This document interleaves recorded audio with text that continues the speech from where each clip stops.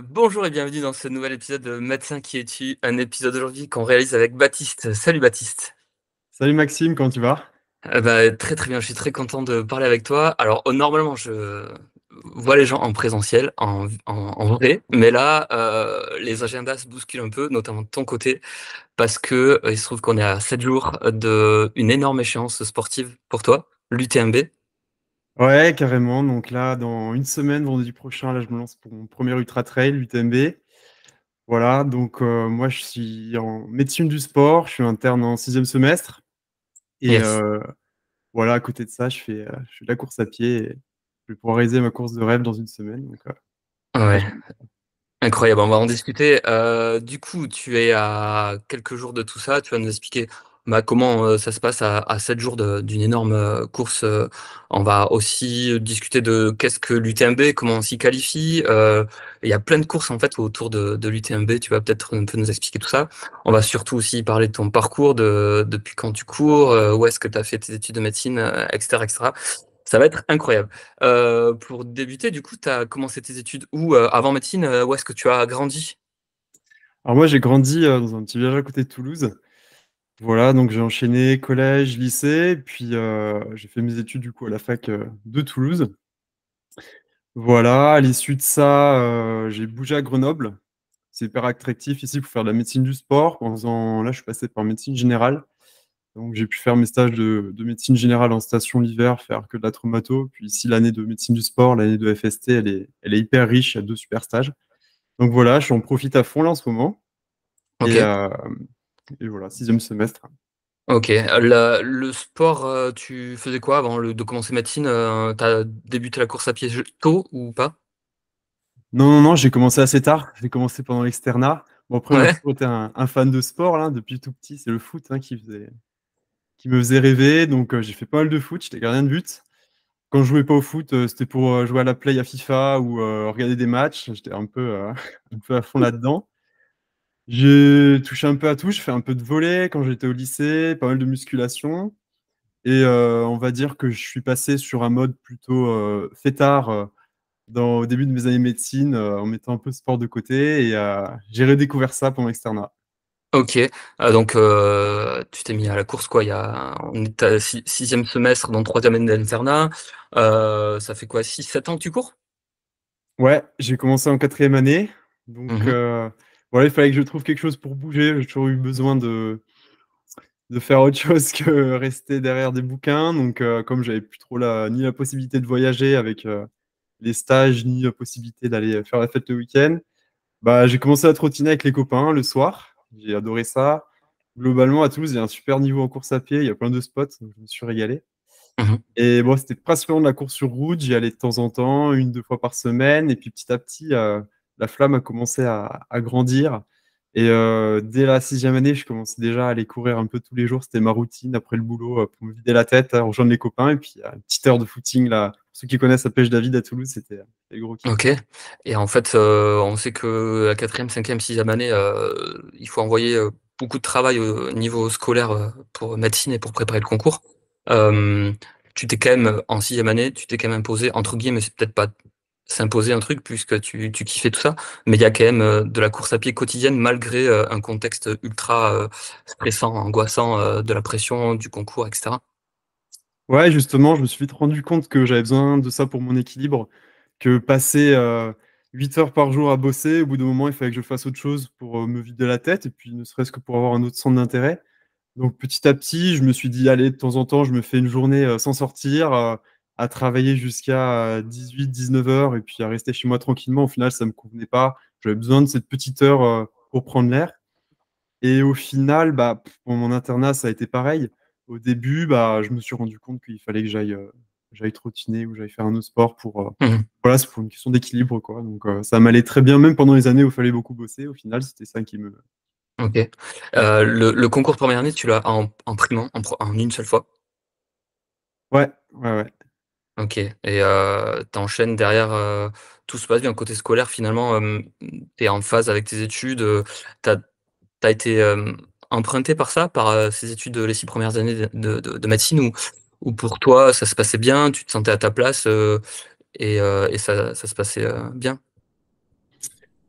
Ouais, au final, j'ai bien vécu mes 6 premières années. Première année, forcément, c'est costaud et ça demande énormément d'investissement. Après, j'y allais vraiment pour ça. Je savais que ça demandait des sacrifices. Et c'est passé super vite. J'ai adoré le contenu des cours. Et au final, bah, en étant bien entouré, c'est passé comme c'est passé. Voilà, OK, je ne le referai pas, mais content de l'avoir fait. J'en garde pas forcément de souvenirs, de mauvais souvenirs. Après, deuxième, troisième année, c'est vraiment des années où j'ai levé le pied, où je me suis laissé un peu vivre. Ça m'a fait du bien. Je faisais énormément la fête. Je suis passionné de musique, du coup, je passais mon temps à aller de soirée en soirée pour écouter de la musique électronique et j'ai adoré cette période. ouais, Et arrivé en quatrième année, il s'agissait de s'y remettre un peu parce que bah, la médecine, c'est quand même pas simple. C'est passionnant et ça demande quand même de bosser beaucoup pour faire ses armes, on va dire. Donc là, je me suis remis un peu sur le droit chemin, à bosser plus régulièrement. Et c'est OK, là où est arrivé le sport, parce que j'avais besoin de lâcher un OK. peu, quoi. OK. Donc c'est une petite, pas anomalie, mais, tu commences il y a 6 7 ans et moi j'ai un petit, récap, de ce que tu as fait depuis, ces dernières années.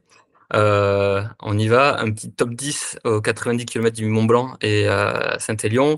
2e à la Wilstrubel, on dit ça? C'est comme ça que ça se Ouais, prononce?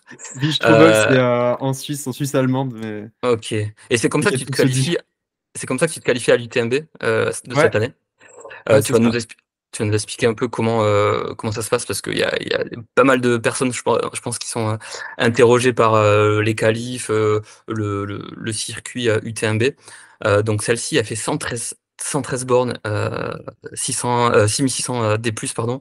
Ensuite, il y a quoi? Il y a la victoire sur la Swiss Peaks. Là aussi, distance 164 kilomètres, dénivelé positif, 10 412 mètres. OK. Il y a deuxième en juin 2024 des 62 kilomètres de la Transjute Trail, c'est ça? Ouais, ouais, ouais, tout récemment. En janvier 2024, tu fais troisième derrière Mathieu Blanchard, le renommé et médiatisé Mathieu Blanchard est derrière Yannick, Noël sur le marathon des Lumières de la Muselle aux Deux Alpes. On est OK, c'est ça?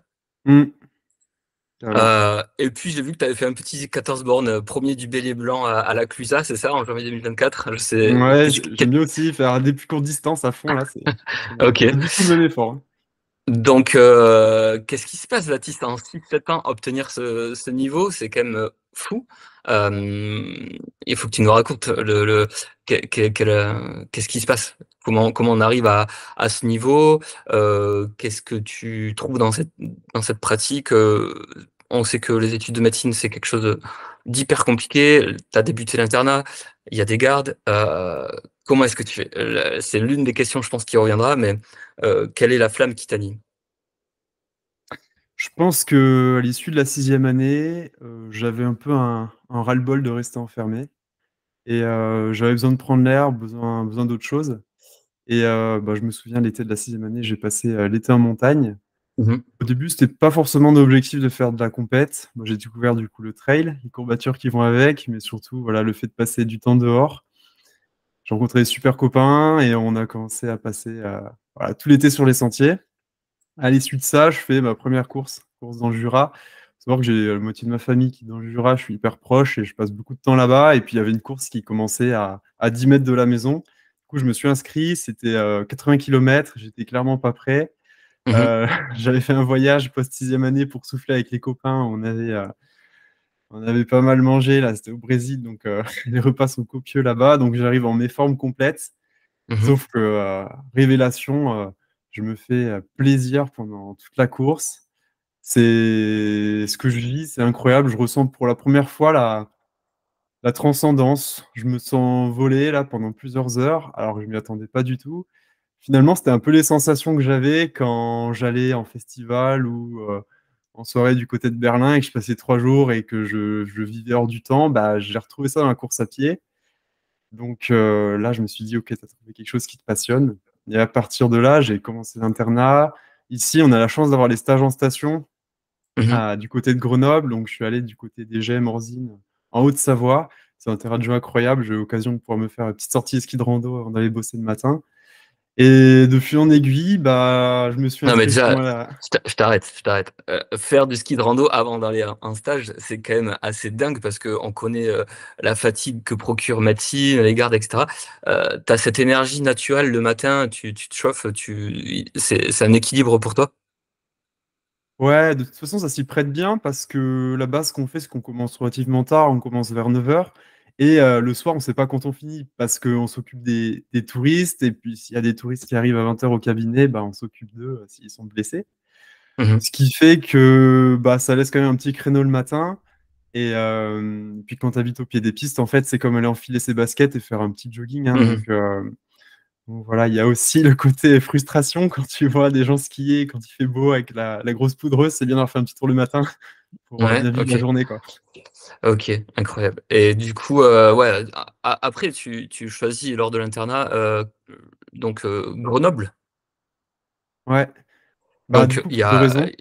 ouais, il y a un objectif déjà avant même d'avoir cette frustration locale. Tu savais déjà que tu voulais partir t'éclater dans les Alpes. Ouais, déjà c'était mon objectif pour le concours de l'internat. Globalement, moi Grenoble, ça m'attirait pour le côté médecine du sport. Je savais qu'on pouvait faire une maquette. Aujourd'hui, la maquette de médecine du sport, ça demande de passer par plusieurs spécialités. C'est pas encore très cadré, ce sera mené à être une spécialité de l'internat, mais pour l'instant, il faut un peu faire à sa sauce. Et je sais que bah, Grenoble, ça offre justement l'opportunité de faire un truc quasiment exclusivement de la médecine du sport. Mhm. Ce que j'ai pu faire, à condition d'avoir un bon classement. C'est pour ça que je me suis quand même bien donné en sixième année pour avoir la possibilité de le faire, quoi. Ok. Et donc là, révélation, tu arrives dans les Alpes, euh, t'accélères sur le plan des heures passées à faire du sport. Euh, Il se passe quoi pour que une étape supplémentaire soit passée? Parce que tu aurais pu faire ça dans ton coin, tu fais une première course, tu dis qu'elle se passe super bien. Qu'est-ce qui se passe après? C'est vrai qu'après, c'est allé assez vite. Euh, Première chose que je fais après la tranche du trail, donc la cette fameuse course de 80 km, je vais souffler, je vais passer un mois et demi à Berlin à retrouver les copains de là-bas. Et pendant un À mois et demi, écouter, j'ai à faire mal du aux jambes. festival? Ouais. Ouais, ouais, ouais, bah, c'est vraiment ça qui m'anime hein, à côté du sport. Et voilà, c'était mon principal centre d'intérêt, on va dire, avant la course à pied. Du coup, je vais là-bas et je me dis, il faut que je me remette un défi. Et justement, je m'inscris à la SwissPix un an plus tard. Alors, c'était le format 100 km, tu faisais 170, c'est vrai qu'il y a plein de formats différents. Ah, ok. Et bah, déjà, à l'époque, le format 100 km et 6000 de dénivelé, ça me paraissait le bout du monde. Mhm. Et c'est un peu par peur, on va dire, que je me suis mis à m'entraîner parce que je me suis dit, si je veux que ça se passe bien, bah, il va falloir faire les choses d'une bonne façon. Donc, ça m'a poussé à augmenter mon entraînement, à réfléchir à bah, voilà, comment entraîner pour être prêt musculairement, physiologiquement. Et bah, petit à petit, j'ai découvert des super coins en montagne. Et puis, plus j'ai pratiqué, plus je me suis rendu compte à quel point je prenais du plaisir. Donc, ça a été un cercle virtueux. Arrivé au printemps, je fais quelques courses préparatoires, ça se passe bien. Et là, je me fais inviter par Iron sur un stage avec les athlètes Nike. Ah, c'était un truc de fou. Moi, j'étais débutant en course à pied. Mon premier trail datait de 6 mois avant et je me retrouve avec les meilleurs coureurs du monde. Une petite semaine du Ouais. côté de Chamonix. Donc, t'imagines même pas, j'étais à Disneyland. Et voilà, je les vois, je vois l'ambiance. Je me dis, OK, bah, c'est ça que je veux faire. C'est fabuleux. Et comment tu te qualifies à ce stage? Qu'est-ce qui se passe? Parce que je suppose que les gars t'avaient déjà repéré ou tu tombes pas dans un truc comme ça de nulle part, quoi. Alors, c'est un peu marrant, c'est un peu un coup de chance. En gros, avec le recul, parce que j'ai pas mal discuté avec eux, aujourd'hui, Iron, c'est mon sponsor, donc voilà, on a pu débriefer de tout ça. Et en fait, ils avaient un peu raté leur com, je crois, sur ce stage. Ils avaient démarché des jeunes, justement, pour aller faire cette expérience avec les athlètes élites de Nike. Ouais. Et j'avais postulé avec juste un résultat qui était voilà, un bon résultat, mais sur une course régionale. Et enfin, j'avais pas les réseaux sociaux à l'époque, c'est vrai qu'ils se basaient aussi là-dessus, parce que le but c'était de faire de la visibilité pour la marque. Mhm. Et j'ai été plus ou moins dernier prix parmi les 8 jeunes qui venaient de partout en Europe. Donc, gros coup de chance, et le stage s'est super bien passé. Et puis depuis, il m'accompagne un peu dans mon projet sportif. Incroyable. Donc ouais, Incroyable, c'est trop une belle bien. histoire, ouais. Et du coup, ce sont c'est ton sponsor? Ouais. Comment ça se passe? Tu alors je suppose qu'on peut pas parler de d'obligation, mais, peut-être, une nécessité de résultat quand même ou comment ça se passe? Non, non, ils me mettent, pas du tout la pression. Eux, ce qu'ils m'apportent, c'est, bah, tout ce qui est matos, tout ce qui est organisation et voilà, ils m'aident pour que ce soit les logements sur les courses, si j'ai besoin d'une information, sur comment ça va se passer, par exemple, tel ravitaillement à l'UTMB, bah, eux, ils ont beaucoup plus d'expérience, ils peuvent mettre les Mmh. choses en place pour que ça se passe bien. Si j'ai Mmh. besoin d'un crew, de gens qui vont venir me faire le ravitaillement sur les courses, bah, il y a typiquement Hermine chez Iron qui est souvent là pour m'aider, enfin qui m'aide pour plein de choses, la gestion des réseaux sociaux. Incroyable. Donc ouais, au final, ils me demandent juste de courir, ça me va. Ouais, trop, trop bien. OK et c'est, un engagement sur combien de temps? C'est en fonction de tes résultats? Alors c'est peut-être des trucs un peu privés, mais Non, c'est des contrats à l'année ou sur 2 ans et voilà, je les détails du contrat sont pas forcément croustillantes, hein, c'est juste, mmh, des choses un peu, classiques, mais OK. moi, ça me demande rien de mon côté de On prenant, va quoi. on va discuter de ce que tu as dit là sur les ravitaux, on en parlera après de l'UTMB, parce que moi j'ai plein de questions. En effet, c'est une immensité qui se présente, face à toi, Mmh. et pas que sportive, organisationnelle et cetera, alimentaire, nutritionnelle, métabolique. Pour reparler de médecine, du coup, là tu fais médecine du sport, quel est ton quotidien côté, médecine? En ce moment, je suis en stage au CHU à Grenoble, dans un service qui est en fait un laboratoire de physio couplé avec des chercheurs issus de STAPS. Donc on fait beaucoup d'épreuves d'effort. À côté de ça, on fait un petit peu d'urgence traumato. Bref, c'est assez complet. Et en fait, ce stage, il vient s'enchaîner avec un autre stage à Albertville, à l'hôpital d'Albertville, qui est un super hôpital construit à l'époque des JO 92. Mmh. Et pareil, il y a un service ultra pointu en médecine du sport, plutôt axé locomoteur. Donc, OK. c'est des horaires de service sans week-end, avec voilà, des horaires raisonnables. Ça m'arrive pas de sortir après 19h. Donc, ça me permet justement d'aller faire mon footing après, après les journées, quoi. Alors, je précise, ce que Baptiste appelle footing, je vous propose d'aller voir sur Strava ce qu'il appelle footing. Non, En semaine en général, c'est quand même tranquille, juste pour me vider la tête, pas être trop crevé le lendemain. Et c'est le week-end ouais, où ça se corse un peu, ouais. OK. Du coup, bah, tu peux nous parler de ta semaine type un petit peu sur, la course à pied? Enfin, et même du coup de stage de médecine puisque les 2 sont, imbriqués l'un dans l'autre et peut-être qu'on verra que l'objectif un jour, c'est le professionnalisme, mais on en discutera tout à l'heure. Comment ça s'organise une semaine type pour toi? Bah, c'est très dépendant du stage, hein. Quand je vais être en station l'hiver, bah, il y a pas de jour fixe, on travaille 7 jours sur 7. Entre guillemets, «l'équipe travaille 7 jours sur 7, nous on se relaie». Pareil pour les urgences, là, dans un service classique, bah, c'est une semaine type. Après, ça dépend aussi des formations, hein, avec, médecine du sport et cetera. Mais globalement, bah, c'est une semaine, classique, voilà, quand je sors, je rentre chez moi et je vais faire mon petit tour d'1 heure. Par contre, là où je vais vraiment aller faire mes blocs d'entraînement en période de préparation, c'est le week-end. Mmh. J'aime bien partir pour, soit un bon bloc de vélo où je pars 2 jours, je dors chez un copain, je reviens ou alors, quelque part en montagne pour me balader, quoi. Et mais, si tu as des gardes et cetera, tu es pas impacté, par, sur le sommeil, sur, la fraîcheur, musculaire, physique? Si, si, bien sûr que ça joue. J'essaie de m'organiser quand même pour pas mettre, trop de garde en période de charge d'entraînement. Effectivement, ce serait pas très malin d'aller, stresser déjà le corps avec du sport et enchaîner des nuits sans sommeil. Donc là, typiquement, je me suis organisé pour les mettre pas mal en septembre, octobre. Après, le sport, ça me sert justement aussi à garder cet équilibre en période de grosses charges, au boulot. Typiquement, j'avais fait mon semestre aux urgences, on était un peu en sous-effectif et bah, grâce à ça, grâce au trail, je suis un des seuls à avoir, tenu le coup parce qu'en fait après les journées de 15-16 heures, j'allais courir un coup, ça me vidait la tête et je pouvais Mmh. réattaquer le lendemain et je me suis rendu compte qu'en fait, j'avais vraiment besoin de ça pour mon équilibre, pour pouvoir me donner en stage, pour être épanoui, qu'en dosant bien, parce qu'en semaine, globalement, je suis quand même, voilà, pas trop gourmand sur les entraînements. J'arrive à être parfaitement apte à aller bosser sans de fatigue, sans avoir de fatigue. Donc voilà, petit à petit, j'ai trouvé mon équilibre comme ça. Mais effectivement, ça demande de devoir un peu s'organiser pour mettre les vacances au bon moment.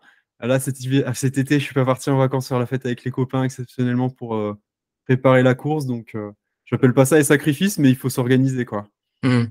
Ça te coûte ça t'a déjà coûté, ce sport, en grosse intensité, sur le côté pro, une fatigue, on t'a déjà reproché quoi que ce soit? Ou avec les chefs, est-ce que ça se passe bien? Parce que, ils doivent, voir quand même que tu as une immensité, à côté de la vie médicale, en fait. Comment tu gères et comment, les interactions humaines se font à l'hôpital? Globalement, ça se passe très bien. J'avais une blessure suite à une chute à vélo il y a 2 ans qui m'a empêché de bosser pendant presque 4, 5 semaines en pleine saison d'hiver en station. Donc c'est vrai que ça a quand même pesé sur l'équipe. Ça, forcément, pas terrible. Après, moi, je suis assez clair, hein, sur mon projet. Mon projet, c'est d'être médecin du sport plus tard.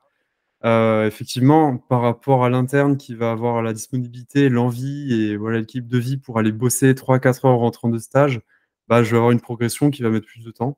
Mmh. Forcément, je vais arriver à mes objectifs, hein. Aujourd'hui, je veux pouvoir avoir un niveau d'expertise qui me permettra de faire le boulot que je veux, qui demande voilà, d'être pointu sur plein de choses. Et je suis conscient que, bah, en allant courir le soir, ça demandera un peu plus de temps et en étant clair avec ça, ça se passe bien. Mmh. OK. Il te reste combien? Une année du coup? 2 semestres? Ouais, donc 2 semestres, petite césure, normalement, l'été prochain pour un projet de voyage à vélo qui me fait rêver depuis un moment et puis, ouais, après ça, je devrais pouvoir enchaîner sur un assistanat quelque part, pour, continuer à bien me former, quoi. OK. Médecine du sport, tu as fait quoi? Tu as fait, toutes, les analyses, physio, VO2 max, les tests d'effort et cetera? C'est quelque chose que tu as fait, que tu apprécies, que tu aimerais, faire plus tard? Ouais, ouais, totalement. En ce moment, je suis vraiment axé sur de la physiologie en stage. Donc, c'est principalement des épreuves d'effort. On a à Grenoble 2 salles qui tournent, matin et après-midi avec 8 épreuves par jour. On fait des analyses hyper poussées, on fait des gazométries à l'effort, on fait tout un tas de tests, pour, vraiment aller explorer non seulement des sportifs, mais aussi des patients qui sont atteints de pathologies, qui auraient besoin d'une réadaptation à l'effort, des Mmh. PCO, pré-op et cetera. Ce qui fait que, bah, la physio est hyper poussée, vraiment intéressante et super challengeante. Au début, j'étais un peu perdu, mais ouais, je me rends compte que c'est vraiment le domaine qui m'intéresse le plus. En soi, en médecine du sport, il y a ce côté-là, et puis le côté plutôt suivi pathologique, traumatologique, avec l'échographie, l'infiltration. Mmh. Donc voilà, il y a plusieurs, plusieurs domaines à explorer. OK et du coup, il y a aussi un côté, métabolique, nutri et tout ça, qui je pense, t'intéresse beaucoup et tu peux nous en toucher, 2 mots? Ouais, ouais, carrément. Bah, moi, mon dada, c'est la nutrition. J'adore, je bouquine plein de trucs à ce sujet-là. Et Tu as des en... de fortes convictions, là-dessus? ouais, je suis persuadé que c'est important, que ce soit pour le sport, mais pour tout venant, hein. J'ai pas encore eu beaucoup la possibilité de l'appliquer, dans ma pratique clinique, mais bah, en dehors du suivi de sportifs de haut niveau, globalement, je pense qu'il y a plein de choses à faire de ce côté-là. En ce moment, je fais un mémoire de recherche pour mon année de FST sur la carence en fer et j'ai de belles surprises avec des populations d'athlètes qui sont, carencés en ferritine, c'est presque 50 de prévalence dans certains sports, donc ouais, il y a pas mal de choses à faire, je pense. OK. Toi, à titre, personnel, tu as un régime alimentaire particulier aussi? Est-ce qu'on peut en parler? Ouais, bien sûr. Moi, je mange vegan depuis un petit moment. J'ai commencé végétarien, puis petit à petit, j'ai arrêté tout ce qui était, produits animaux. Alors végan, tu nous donnes Hem, une petite, définition du véganisme? ouais, bah, en termes alimentaires, c'est aucun produit animal. C'est-à-dire que je vais pas manger d'œufs, je vais pas manger de produits laitiers. Donc c'est pour moi totalement possible, à quelques exceptions près, qui sont de rares exceptions. Je dirais la vitamine B12, les oméga 3, je me complémente pour ça. Mmh. À côté de ça, bah, je fais souvent des bio, ne serait-ce que par curiosité, des trucs un peu poussés. J'ai pas ni de perte d'énergie, ni de carence particulière, mais bon, je suis conscient que c'est parce que j'ai tous les outils pour, mettre les choses en place pour Pour le bien suivi. manger, quoi. Mmh. Ouais, Et tout à fait. ça a débuté quand finalement tu débutes quand cette façon de t'alimenter?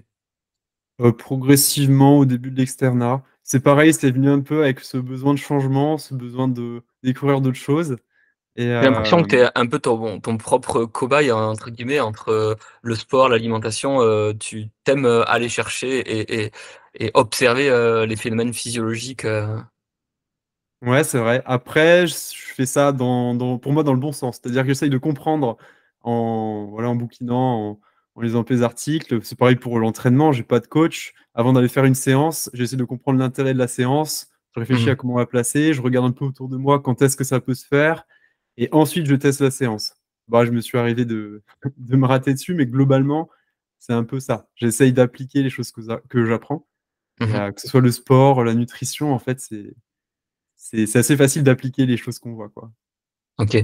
Alors assez facile, ça a l'air, rigoureux, je sais pas si c'est le bon terme, mais je suppose que maintenant tu as trouvé ton équilibre sur le plan alimentaire, mais heu, ça me paraît compliqué en termes de disponibilité des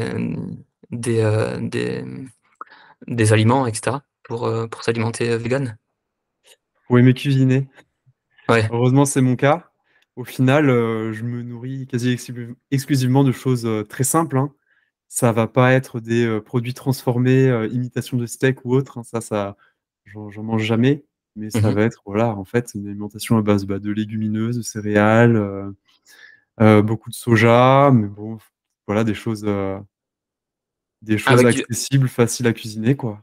avec du plaisir? Bah, toujours Rassure-moi. du plaisir. Je le ferais pas sinon. OK et donc tu te l'imposes, tout au long de l'année, les vacances et cetera, des fois ça doit être un peu délicat, non? C'est Ouais, bon, au final, je te dis, je me l'impose pas, c'est devenu dans mes habitudes. mmh mh. Oui, ça peut faire, parfois un peu, conflit au resto, surtout ici dans les stations où il y a rien qui pousse, Ouais. hein, il y a que des vaches.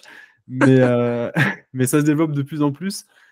Ah, c'est simple, j'ai découvert ça quand j'habitais à Berlin, là, en 3e année et là-bas, c'est presque la norme, donc c'est facile de commencer là-bas. Tu as plein d'idées qui germent, tu as plein d'options, on te propose plein de choses. Puis ensuite, en rentrant en France, j'ai juste appliqué plus ou moins ce que j'avais vu.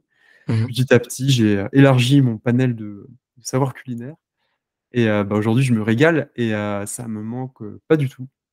Vous êtes nombreux sur le circuit à avoir un régime alimentaire, particulier? Il y a beaucoup de végétariens. Ouais, sur les OK. stages de trail, c'est vrai que c'est assez commun. Régime vegan, un peu moins. C'est vrai que, il y a une grosse problématique de déficit en fer, hein, chez les coureurs parce que bon, le sport, c'est très demandant au niveau du métabolisme énergétique et ça va aller pomper, en gros, les réserves de fer. Mmh mh. Hem Sans manger de viande, faut vraiment s'organiser, pas faire n'importe quoi. Exemple tout bête, moi j'évite de prendre des cafés au repas, enfin c'est plein de petits détails comme ça, il faut vraiment les accumuler pour réussir à pas avoir de carence et Ça je réduit pense que c'est aussi l'absorption, personne dépendant. du fer, le café? Ouais, c'est ça, le fer, qui n'est pas le fer animal et heu et moins absorbé, à cause OK, de plein de choses, notamment du café, ouais. OK. Bon, c'est une émulation, énorme, entre le côté sportif, médical, l'intérêt personnel, les «tests» entre guillemets, que tu fais, petit à petit, effet boule de neige et tu te rends compte que, il y a plein de leviers incroyables à manipuler, qui peuvent amener à du positif, peut-être des fois du négatif. Tu vas nous dire si ça tu as déjà eu des limites à ce fonctionnement-là, je sais pas, des fringales, des courses, à côté desquelles tu passes à cause de ça ou pas forcément? Peut-être que tout roule finalement? Bah, ouais, c'est ce côté justement, multifacette qui me fait aimer l'ultra trail, en fait. L'ultra trail, il y a qu'à voir, hein, sur la ligne de départ. Il y a des grands, des petits, des costauds, des tout maigres, des «vieux» entre guillemets, des «jeunes» entre guillemets et au final, bah, il y en a qui seront plus rapides sur les sections roulantes, d'autres qui seront Mmh plus mh. rapides pour les descentes, les endroits techniques, d'autres qui arriveront pas à manger, d'autres qui vont se perdre. Certains qui vont, être un peu fragiles, se faire une cheville en descente. Bref, on rebat toutes les cartes et il y a tellement de facettes à optimiser pour aller dans la Mmh. performance que c'est sans fin et c'est passionnant. Je parlais de la nutrition, il y a la préparation physique. Je m'intéresse beaucoup à la musculation, comprendre quel va être l'intérêt pour, le geste de la course à pied. Il y a tout le côté équipement qui est hyper important parce que bon là, l'UTMB, ça va me prendre presque une journée entière. Donc, Mmh. il faut pas de frottement, il faut pas d'ampoule. La liste est longue et en fait, c'est sans fin et il y a toujours quelque chose à aller optimiser et c'est passionnant. Mmh. Toi, côté profil de coureur, qu'est-ce que tu peux nous dire de toi sur, finalement, petit à petit, tu commences à à à te connaître et à déchiffrer un peu, tes caractéristiques? Je sais pas si d'ailleurs il faut le révéler ou pas, mais, C'est est-ce que secret. tu as des points faibles ou des points forts, Bah, écoute, moi, je suis au final, encore débutant, hein. Là, mon premier trail, il remonte même pas à 3 ans. Des expériences sur du long, j'en ai pas tant que ça. J'ai fait la Swiss Peaks, le Trouble. Là, est-ce qu'on peut parler d'ultra trail? C'est des courses qui ont duré à peu près 13 heures. Là, l'UTMB, je me lance sur une course qui se gagne en un tout petit peu moins de 20 heures, Mmh. avec une nuit complète dehors. Ça part le vendredi soir à 18 heures. Mmh. Donc, je pense que j'ai encore beaucoup de choses à découvrir. Je pense que Ça sera ta course la plus le longue? Ouais, ouais, ouais. J'ai déjà Mmh. fait des bêtises à vélo, j'aime bien les appeler, un peu longues. Mais en course à pied, ça va être la course la plus longue. Et puis surtout, il y a toute une atmosphère autour de l'enjeu. C'est les meilleurs coureurs au monde. En fait, c'est plus ou moins un championnat du monde non officiel, mais tout le monde Ouais, est là. À j'allais te part présenter, Kylian Jornet qui fait, qui fait le ouais. zozo dans les montagnes en ce moment, tout le monde sera là.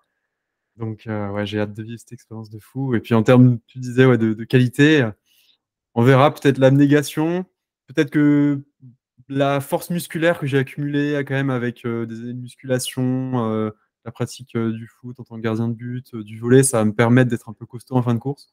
Mmh. Mais à voir, ce sera la surprise. OK. Gros mental aussi. Énorme mental. Ouais, et puis tu vois, je pense que c'est aussi collé aux études de médecine. Mmh. Première année, j'écoutais ton podcast sur médecine et sport de haut niveau. Mmh. Alors moi, j'étais en mode compétiteur, hein, avec Mmh. cette histoire de classement, ces petites Mmh. calls toutes les semaines. Clairement, c'était bête et méchant. J'avais envie d'être bien classé et je me Mmh. posais pas forcément plus de questions que ça. Et c'est vrai qu'en ultra trail, il y a pas mal de médecins avec le recul. Mmh. La championne du monde qui est médecin du sport du côté de Lyon. Là, au départ de l'UTMB, il y a Thibaut Garivier qui est radiologue du côté d'Annecy. Il y a Blandine Hirondelle, peut-être la favorite de la course côté féminin, Mmh. qui est gynéco. Gynécologue? Mmh. Ouais. Donc, ouais, ça peut créer des profils un peu, on va dire, avec de l'abnégation, de la rigueur. Ça demande quand même de devoir s'organiser pour ne serait-ce que s'entraîner, rester Mmh. consistant dans l'entraînement. Donc, ouais, Puis le d'aller mental toujours peut-être. chercher, des choses intéressantes, il y a quand même, je pense, un truc intéressant sur, la performance, sur, l'évolution de la performance, sur toujours, se demander, jusqu'où on peut aller.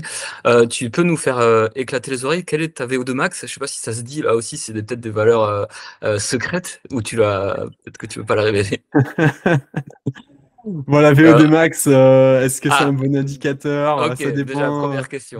de comment de comment c'est calculé, Ouais, mais etc. tu sais, on a tous des Mais montres Garmin ou Suunto qui nous disent, notre ah VO2 ouais. max donc Non, la VO2 max, ça va être le facteur déterminant en course à pied, hein. Il y a pas de secret. Tous les bons coureurs ont une grosse VO2 max. Il y a pas que ça qui joue, ouais. mais voilà, c'est, on va dire, un attribut nécessaire pour courir vite. Et quand on n'a pas une bonne VO2 max, malheureusement, on fera jamais du haut niveau. Et ça, Mmh c'est mh. papa, maman, malheureusement, c'est génétique, hein. Mmh. Il y a pas grand-chose à faire, Bon, donc on la saura pas, mais tu es sans doute sur la zone, violette, rouge, noir, de la montre. ouais. OK, merci pour le silence. Du coup, on va présenter l'UTMB. On a discuté, on en a parlé, mais je vais faire une petite présentation, de l'UTMB. Du coup, ça se déroule, dès vendredi soir à 18:00. Il y a 2 300 coureurs, quelques-uns des meilleurs, de la planète. C'est à Chamonix. Ça se passe à Chamonix et en fait, le parcours, c'est un tour complet autour du massif du Mont Blanc, à travers 3 pays et 176 kilomètres, 10 000 mètres de D+. Et puis, un départ donc à 18:00. Les meilleurs, tu disais, un peu moins de 20:00. Ça fait arriver le Mmh. samedi, le lendemain vers Ouais, milieu 16:00, d'après-midi, c'est ça. milieu d'après-midi. Hem Quel est l'objectif? Quel est le kiff à prendre de ton côté? C'est la première fois que tu pars, tu nous disais, sur, une distance aussi longue. Est-ce que c'est du kiff? Est-ce que, il y a un objectif, réel de performance? C'est quoi le projet? À la gagne. La gagne? Non, c'est pas vrai. Non, non, non, là, ça va être ma première expérience sur du long, ma première nuit de rentrail. Je pense que la course est suffisamment longue, suffisamment semée d'embûches pour réussir à faire une performance en prenant du plaisir. Si j'arrive à me faire plaisir, à être raisonnable dans mes allures, à pas m'enflammer, je devrais avoir assez d'énergie pour déjà finir. C'est le Mmh. seul vrai objectif finalement. Et Mmh. puis même si jamais ça se passe bien, pouvoir en mettre un petit peu en fin de course, quitte à faire voilà, ce qu'on appelle une remontada, quoi. Mais je prétends pas du tout pouvoir suivre les meilleurs mondiaux. En tout cas, sur la première partie de course, ça va partir à fond. Si on regarde Mmh. les allures, c'est des allures folles, hein. Ça court, pour les coureurs, ils s'en rendront un peu compte, mais en gros, à plus de 15 km/h sur le plat, sur les 8 premiers kilomètres. Mmh. Globalement, les 30 premiers kilomètres qui font quand même 1400, si je dis pas de bêtises, de dénivelé, c'est couru en 2h40. Donc voilà, OK. c'est des allures qui sont stratosphériques.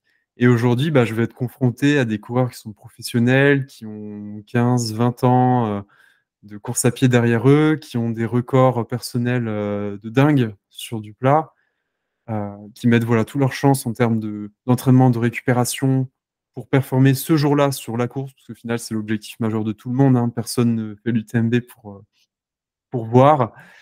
Donc, je peux pas du tout prétendre batailler avec ces gens-là. Mmh. Par contre, voilà, on verra, on n'est jamais Xavier Thévenard, la légende du ultra-trail jurassien, qui dit on n'est jamais à l'abri d'une belle performance. Et j'aime bien ça parce que voilà, je vais y aller en me faisant plaisir, Mmh. raisonnablement. Probablement qu'à mi-course, je serai très loin de la tête de course. Et puis après, on verra ce qui adviendra. J'espère qu'ils vont batailler entre eux, qu'ils vont se cramer Mmh. et essayer de tirer mon épingle du jeu comme ça. Ils se vont se faire des crocs en jambes et tu vas passer devant. Bah, Heu, c'est pas loin. Je il y a passerai pas cinquante devant, mille mais pas. 50 000 spectateurs attendus, pour toi, ça va être aussi un énorme kiff, enfin, il y a pas mieux, c'est, l'événement majeur du circuit, ultra trail dans le monde. Heu, Incroyable. Bah, j'ai eu de la chance de le faire en tant que spectateur l'année Ouais, dernière. ouais. J'avais des acouphènes, hein. C'était Ah pire que ouais. l'Alpe d'Huez au Tour de France, hein. Alors pas Mmh. partout sur la course, c'est ça qui est beau, c'est qu'il y a certains endroits où justement c'est blindé, où il y a que des passionnés, parce que le trail, ça reste un petit sport, un sport encore naissant, même amateur. Et du coup, ceux qui vont aller se déplacer du côté de Chamonix, c'est vraiment pour vivre leur passion, quoi, à 100%. Donc tout le monde est chauffé à blanc. C'est des moments uniques, des moments magiques, où plein de personnes du monde entier, parce qu'il y a énormément d'Asiatiques, énormément d'Américains qui viennent pour la course, bah, tout le monde se retrouve à un même endroit, à Chamonix, au milieu des montagnes, pour fêter ce sport, Mmh. passer un bon moment. Et c'est, en tant que spectateur, c'est déjà un moment magique. J'en garde des OK. souvenirs de fou. On parle un peu du concret de cette course. Du coup, c'est vendredi, toi, tu arrives sur place quand? À quelle heure? Tu peux nous parler un peu de l'organisation, parce que comme on disait tout à l'heure, il y a au-delà de la course à pied, là, c'est immense. Faut tout organiser, pour, avoir aucun pépin, organisationnel. Ouais, bah, comme je te disais, hein, grâce à Iron, bah, j'ai plus ou moins tout qui est cadré. J'aurais demandé de m'aider pour avoir un passe voiture pour le ravitaillement. Euh, Niveau C'est-à-dire, matos, c'est quoi? bah, les ravitaillements sont difficilement accessibles. Et OK. voilà, au moins là, je sais plus ou moins que ça va pouvoir être accessible grâce à eux, parce qu'ils ont des réunions avec l'UTMB au niveau organisation, et il y a une visibilité que les coureurs n'ont pas, on va dire. Donc ça m'apporte un confort sur le plan mental. Mais, je suis désolé, j'ai des questions hyper naïves. Tu le gars qui va toi, tu as plusieurs personnes qui vont venir t'aider sur les ravitaillements, Ouais. c'est ça? Et ils ont pas enfin, ils ont pas accès de façon spontanée et systématique aux points de ravitaillement? Si, mais en fait, l'UTMB fait un super truc cette année. Ils essayent de limiter au maximum le trafic de voitures. Mmh mh. Du coup, ils mettent en place tout un système de navettes. OK, La seule limite à ça, c'est que pour les bons coureurs, c'est un peu ric-rac niveau timing, a OK, priori. Donc voilà, on va dire que les meilleurs coureurs ont quand même accès pour pouvoir y aller en voiture. C'est une poignée, hein, ça permet vraiment de limiter le trafic dans la vallée de Chamonix. C'est une super d'acc initiative, mais du OK, coup, voilà, ça me permet d'avoir accès à ça, ce qui est magique. OK. Et oui, effectivement, j'aurai des gens qui vont me suivre sur la course pour, pour me supporter déjà. Mmh. Et parce que après plusieurs heures de course, ça met du baume au cœur de voir les copains attendre, les copains vivre la course avec toi. me donner tout ce qu'il faut au niveau nutrition, hein. Je pense que c'est vraiment la clé sur une course de longue distance comme ça. Manger ce qu'il faut au bon moment. Pas devoir partir pour des heures et des heures en montagne chargé de tout ce qui est voilà, purée de l'effort, barre d'effort, parce que ça pèse quand même, et ça, c'est un autre enjeu aussi. Donc voilà, tout ça fait que j'ai tout ce qui est réglé aux petits oignons et j'ai quasiment pas eu à me prendre la tête avec. Donc au final, je Ça, sors c'est de ouf. stage mercredi, je vais à Chamonix, j'ai plus qu'à dormir, à manger et à me présenter sur la ligne de départ. Et après, tout le reste est géré par soit Iron, soit les copains qui se dévouent pour vivre ça à mes côtés. Incroyable. Enfin, tu quand même à l'hôpital jusqu'à mercredi soir, quoi. Oui, mais je pense qu'ils vont me ménager dans le service. Ça, c'est ouf, hein. Le chef de service est multiple finisher des courses de l'UTMB. Ah, OK. Donc, il connaît un peu l'enjeu.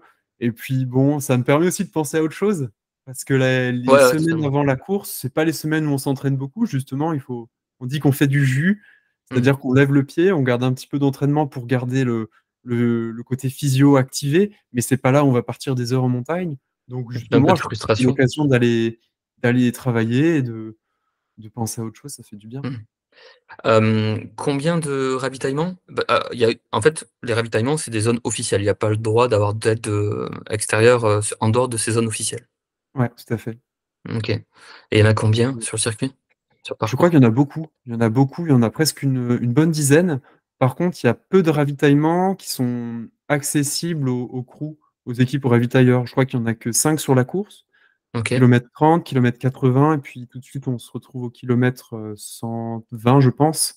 Donc, il y a quand même de longues périodes sans ravitaillement, tout simplement parce que c'est au milieu de la montagne, il n'y a pas d'accès en voiture. C'est très bien aussi. Ça permet de garder ce côté autonomie, ce côté partir dans la montagne avec tout ce qu'il faut pour vivre l'aventure. Je trouve que c'est un bon équilibre. Mais ouais, il va falloir aussi composer avec ce qu'il y a sur les ravitaillements non assistés. Je sais qu'il y a un petit peu de boisson d'effort, il y a des fruits. Donc il va falloir piocher là-dedans aussi. Ouais. OK. La nuit, pas de place au sommeil, au repos, à la récup, heu, on est là pour courir. On est là pour courir. Je vais pas Total. m'asseoir de la course. Ouais. Non, l'idée, c'est. Il y a plusieurs stratégies. Il y en a qui aiment bien prendre des petites pauses. Alors, je pense que pour ceux qui font la course pour la finir, qui vont mettre parfois presque 48 heures, ça peut devenir intéressant de faire des micro-siestes. En passant deux Mmh. nuits dehors, ça devient peut-être un élément optimal pour la performance.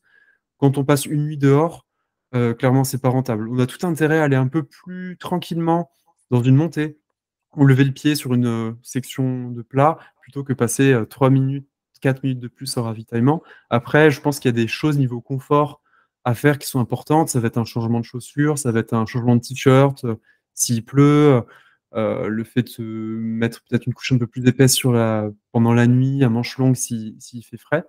Mais je vais essayer de passer le minimum de temps possible au ravitaillement, ouais. OK.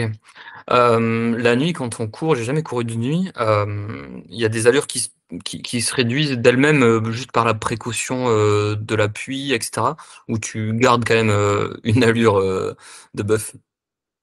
Alors, je te remercie, je suis pas si lourd. Mais non, la nuit, la nuit, c'est assez spécial parce qu'on a tous la sensation d'aller vite. Par Ouais. contre, c'est piégeux. En réalité, on va quand même moins vite que de jour. C'est un peu le cas pour tout le monde. Après, là, comme la course part à 18 heures, au final, en regardant les allures des autres années, bah, les allures sont quand même assez rapides sur la première partie de nuit et ont tendance à décroître au fur et à mesure que le jour se lève. Euh, à mon avis, ça peut être intéressant d'y aller tranquille. Moi, je sais que je peux être vraiment grisé par la musique et pas du tout une stratégie que je vais mettre en place sur la première partie de course. Je vais vraiment me réserver ça à la fin, sinon je risque de m'enflammer, de me cramer et Ah, vous avez le d'arriver à droit courir en pété, quoi. d'avoir de la musique dans les oreilles? Ouais, ouais, ouais, tout à fait. Ah, incroyable. OK. Voilà. Donc, Bah, tu t'écouteras le podcast, non? Non, non. ouais, bah là, Mmh. j'arrête tous tes podcasts et j'ai de quoi faire, hein. Je vais me prendre mon temps pour la course. Et OK, super, et donc la nuit passe, petit matin et écoute, On verra où t'en es, mais je mettrai ton numéro de dossard, tout ce que j'ai su qu'il y avait l'équipe TV qui retransmettait la course, et puis évidemment il y a le site UTMB qui permet de suivre un coureur avec le numéro de dossard. Donc tu l'as déjà, je suppose, son numéro de dossard, tu peux nous le donner ici? Ouais, alors à vérifier, je suis pas bon élève. Je crois que c'est 123 ou 127, Ok. Bon, mais voilà. l'épisode sort mardi, on sera à 4 jours de l'événement. Euh, Tu peux nous raconter un petit peu le circuit, parce que je comprends pas tout, moi, sur l'UTMB. Il y a ceux qui se qualifient et il y a ceux qui peuvent s'inscrire d'eux-mêmes, c'est ça? On peut s'inscrire de nous-mêmes à l'UTMB en mode amateur, course de ma vie, etc. Ouais, alors le processus d'inscription, il s'est un peu complexifié avec le temps. L'UTMB, c'est Mhm. une course qui a 20 ans. Au début, c'était vraiment bonne franquette. On pouvait s'inscrire comme ça, peut-être pas le jour même, mais il n'y avait pas forcément de sélection. Et puis petit à petit, le trail a quand même pris de l'ampleur. Il y a, je pense, une dizaine d'années, ils ont dû mettre en place un tirage au sort pour justement faire en sorte qu'il y ait pas trop de monde sur les sentiers. Puis petit à petit, on s'est rendu compte que ce tirage au sort, c'était plus jouable parce qu'il y avait tant de demandeurs qu'on avait une chance sur 10 de pratiquer, d'être pris pour la course. Du coup, ils ont mis en place un système de course qualificative. En fait, tout un circuit qui appartienne au groupe UTMB, qui est au final Mhm. une petite entreprise, hein, une cinquantaine d'employés.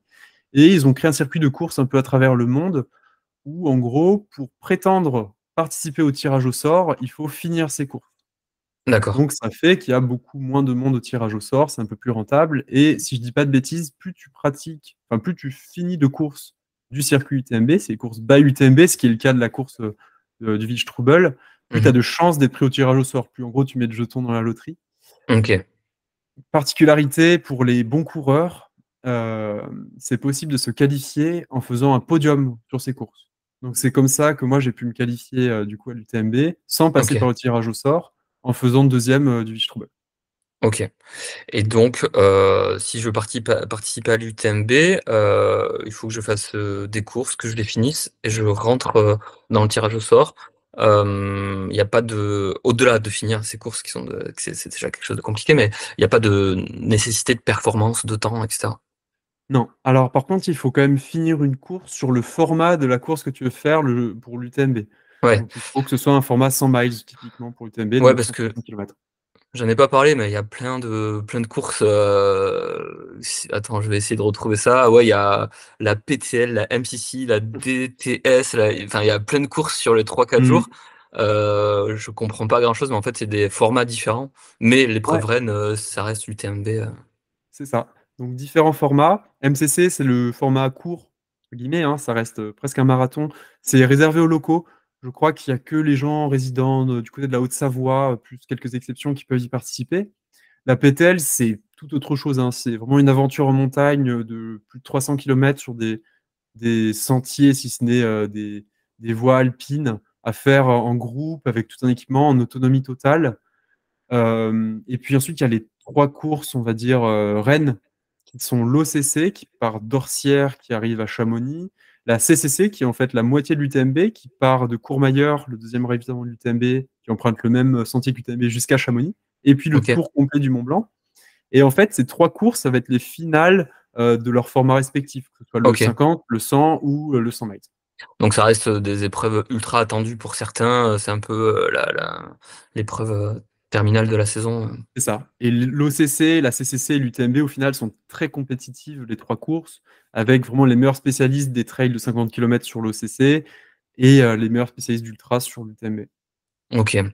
Pour revenir à ton entraînement, pour arriver à cette course de l'année, comment tu es organisé? Qui te fait des programmes, etc. Parce que quand on fait du long, il ne s'agit pas, comme je sais que vous dites, de borner, mais on ne peut pas résumer à faire de l'enchaînement de kilométrage. Il faut, comme tu disais tout à l'heure, de la muscu. Il faut faire des sessions un peu plus rapides peut-être d'anaérobie. Comment tu es organisé là-dessus sur une semaine ou un mois type? Bah, comme je te disais, au final, sur une course de trail, il y a plein de capacités à développer. Il faut Mhm. pouvoir courir sur le plat, il faut pouvoir être fort sur les sections techniques, il faut réussir à enchaîner les descentes sans se détruire musculairement pour pouvoir relancer après dans les montées. Il faut réussir à entraîner le système digestif. Il Mmh. faut réussir à garder un gainage, même après 15 heures d'effort. Ce qui fait que, au final, l'entraînement est très varié. Ça peut aller d'un entraînement sur piste pour travailler justement cette VMA, pour optimiser cette VO2 max, à des sorties longues en montagne, à tout bêtement, ça m'arrive de faire des petites compètes, il y en a pas mal dans le coin, qui consistent à faire des montées de pistes de ski, à redescendre en télécabine pendant Ah! plusieurs heures. Et ça, c'est OK. idéal, ça permet de travailler l'endurance de force, qui est la OK. qualité à développer en ultra trail, le fait de pouvoir pousser à un pourcentage de puissance assez élevé pendant longtemps, sans perdre d'énergie, le moins Mmh. possible. Donc il y a plein de choses à faire. Le vélo est très important aussi pour développer cette endurance de force, pour développer l'endurance avec la capacité à brûler ses graisses, etc. Ce qui fait qu'on s'ennuie jamais, il y a toujours un truc à faire, quelles que soient les saisons. L'hiver, on axe souvent beaucoup quand on habite à la montagne sur le ski de randonnée, voire ski de fond, Mmh. ce qui fait qu'on ne s'ennuie pas. De la muscu? Ouais, bah moi j'adore ça. J'adore aller Tu faire vas à ma la petite salle? séance. Ouais, ouais, ouais, en général, je me fais c'est rare que j'aille m'entraîner avant le boulot parce qu'après je suis cuit et c'est trop taxant énergétiquement pour moi d'aller courir le matin. Du coup, ça m'arrive de faire un petit saut à la salle avant d'aller dans le service, 1, 2 fois par semaine au maximum, pour faire OK. ce qu'on appelle de la force, c'est-à-dire pour ceux qui connaissent un peu la musculation, peu de répétitions avec des charges lourdes. C'est ce Mmh. qui a été prouvé dans les études scientifiques comme efficace quoi, en course à pied. OK, et du gainage quotidien, je suppose aussi parce que, comme tu le Ouais, de dis, temps en temps, un peu de gainage léger, ouais. ouais, parce que sur des efforts longs finalement, c'est les muscles profonds, alors je sais pas comment tu peux les appeler toi maintenant avec un peu plus d'expertise, mais, les muscles profonds qui te stabilisent po en termes de posture sont hyper, importants et c'est eux, en tout cas moi je le ressens comme ça, qui peuvent lâcher en premier et te buter alors que pour le reste, tu étais plutôt ouvert quoi. Ouais, bah, la différence avec le sportif qui va performer sur des efforts courts, de 10 kilomètres ou même les triathlons format court, ça va être vraiment son économie de course. Mmh. Entre un début du TMB et en fin du TMB, on va pas du tout avoir la même rigidité tendineuse. Musculairement, en termes de réactivité neuromotrice, ça va pas du tout être comparable. Donc justement, en faisant un travail de gainage, ça permet de moins perdre de force possible, garder une foulée le plus économique. Il faut savoir qu'en ultra trail, on utilise quand même beaucoup les bras parce qu'on a les bâtons en montée. Mmh mh. Et bah, pour pouvoir transmettre l'énergie des bras jusqu'à nos pieds, il faut vraiment être gainé au niveau du tronc. Mmh. Si on n'a pas de ceinture abdominale, enfin lombaire costaud, au final, ça va être de l'énergie qu'on va perdre. Donc tout est dans l'optimisation de l'énergie. Il faut pouvoir aller le plus vite possible en étant le plus économe, pas forcément très vite. C'est pour ça qu'au final, il y a des athlètes avec des VO2 max, des capacités vraiment de vitesse pure qui sont relativement pas basses, mais qui ne sont pas complètement en dehors des normes, qui arrivent à performer parce que justement, ils ont cette économie de course qui font que même en allant moyennement vite, ils arrivent à garder cette vitesse relativement élevée jusqu'à la fin. Ils arrivent à performer. Ouais. OK.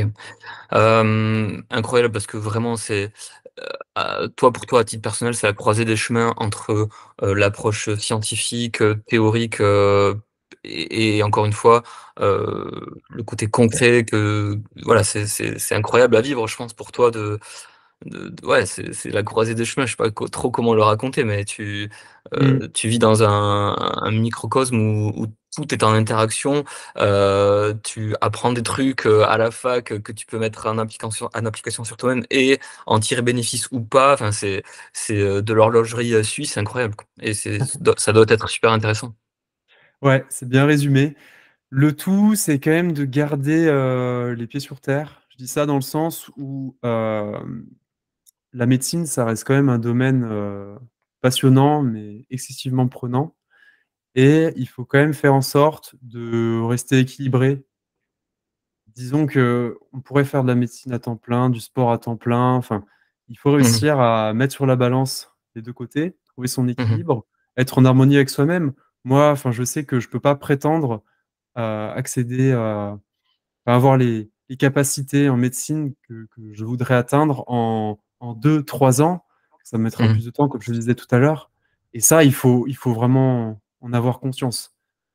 Il y a un monde infini à explorer, que ce soit en sport ou en médecine.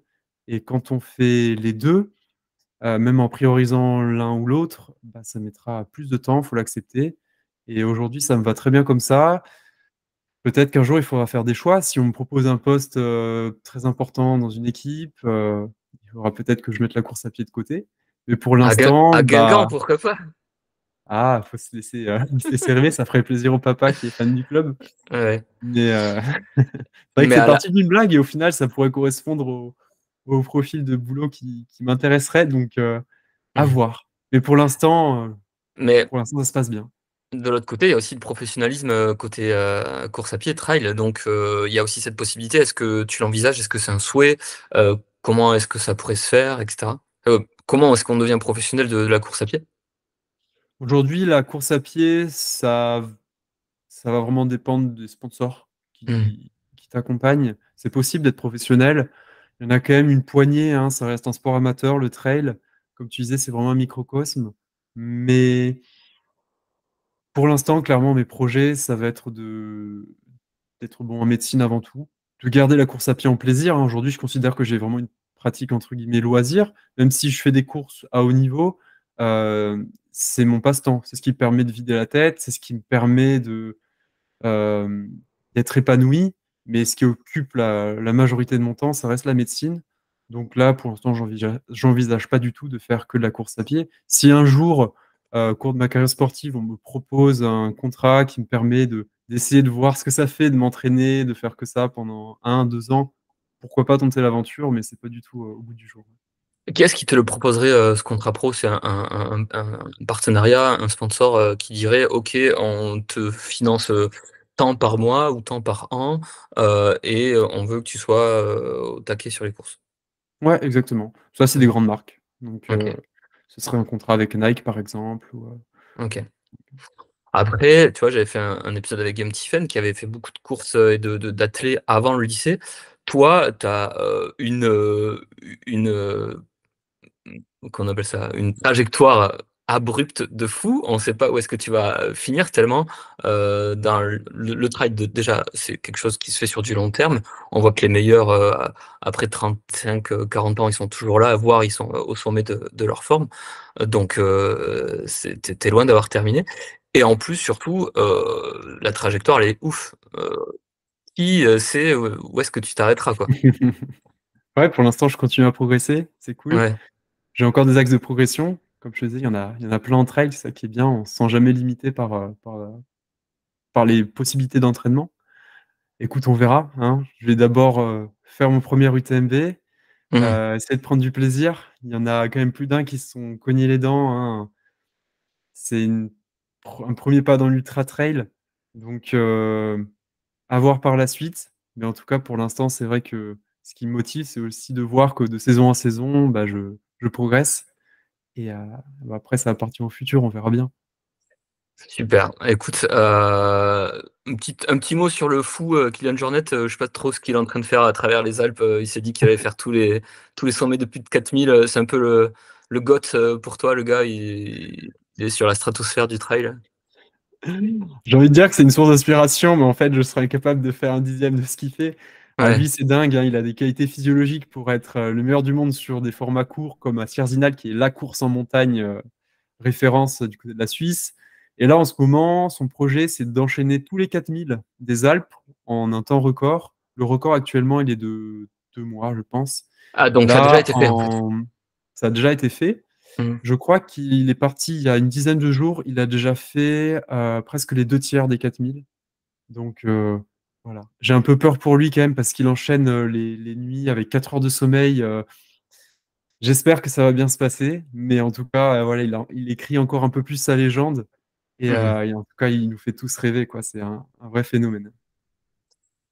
OK, Baptiste, merci beaucoup, c'était ouf, alors, tu as le soutien, de tout le monde, je sais C'est très bien gentil. que les gens qui écouteront cet épisode seront derrière toi. On va le sortir en amont de la course à pied, sinon ça n'a aucun sens, donc j'espère que ça va bien se passer, que ça correspondra, à tout ce que tu voulais, que tu prendras le plaisir que tu voulais, que sur la performance et sur le classement, là aussi tu vas kiffer, que tu vas, emmagasiner tous les supporters qui seront là pour toi.